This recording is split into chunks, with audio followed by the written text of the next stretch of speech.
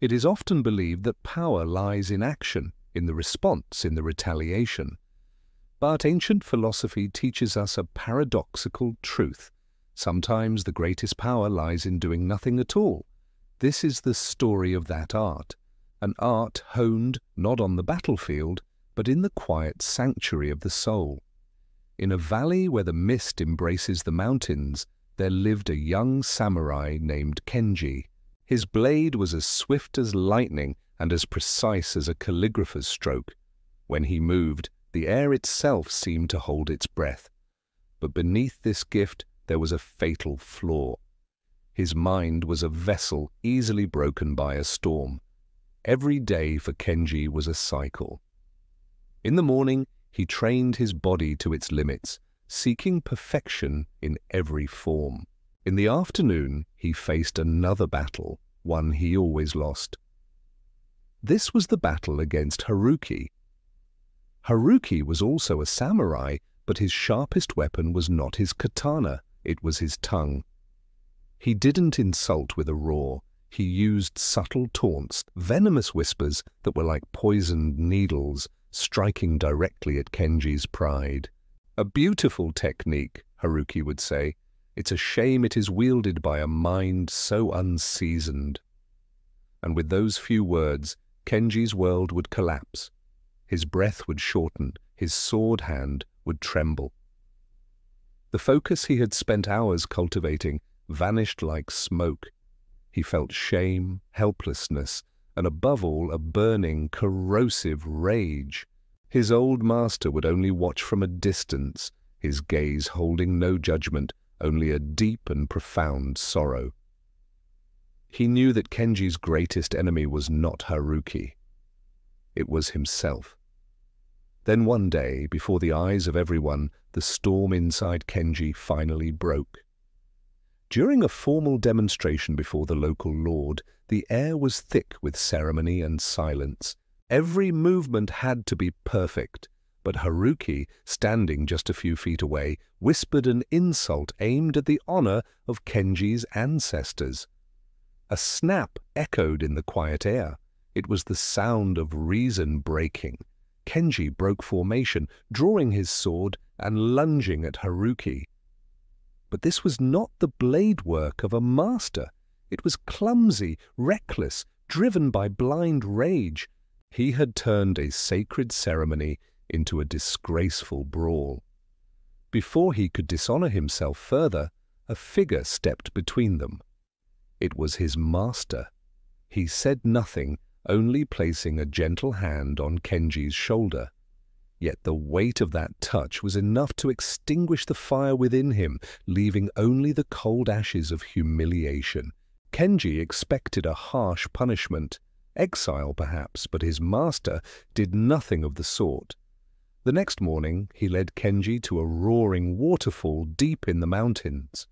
"Your task," he said, "is to sit here. Simply sit." Kenji sat in meditation. Icy blasts of water lashed against him, making him flinch and shiver. He tried to endure it, but his mind endlessly replayed yesterday's shame.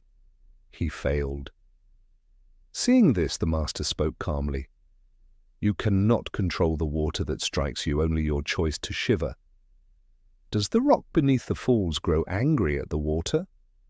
Or does it simply remain unmoved and unchanged?" He then scooped up some clear water in a ladle. "Your mind is like this water," he said. Then he let a single drop of black ink fall into it. Haruki's words are this ink. They cloud everything, do they not? "But watch," the master continued. "If you hold the ladle still, if you do not shake it with rage, the ink will settle on its own, and the water will become clear again." Kenji stared into the ladle. A profound truth began to dawn within him. He wasn't angry because of Haruki's words. He was angry because he allowed those words to disturb the water of his mind. A month later, a rematch was arranged. The entire village gathered. Haruki stepped forward, a confident smirk on his face, ready to unleash his sharpest insults. He began to speak, but this time something was different. Kenji stood perfectly still, his breath deep and even. His eyes were calm, as clear as a pond after a storm. As Haruki's words flew at him, Kenji didn't hear insults. He only heard empty sounds, like harmless leaves rustling in the wind. They had no power, because Kenji gave them no power. The duel began and ended in a single breath. With one fluid, precise movement, Kenji neutralized Haruki's attack and placed the tip of his bamboo sword gently against his opponent's throat. He had won. But there was no triumph in his eyes, only peace. He bowed and then helped Haruki to his feet. He had ended the fight, not with the strength of his sword, but with the power of his stillness. In your own life, how many words, how many drops of ink have stolen your peace? How much energy have you wasted fighting against waves you cannot control? Kenji's story teaches us a core lesson from Stoicism. The strongest fortress is not built of stone, but of inner tranquility. Others can only disturb you if you grant them permission to do so. True power is not the absence of attack, but the ability to choose not to be harmed. That is the art of ignoring a silent strategy, a discipline of the mind. Do not give others the power to disrupt your inner garden. Learn to let their toxic words flow past you like water flowing over a stone. Because the greatest strength and the deepest peace is already there, inside you. If you have ever felt lost in an emotional storm caused by the words of others, share your journey to finding stillness in the comments below. Your story might be the lighthouse someone else is searching for.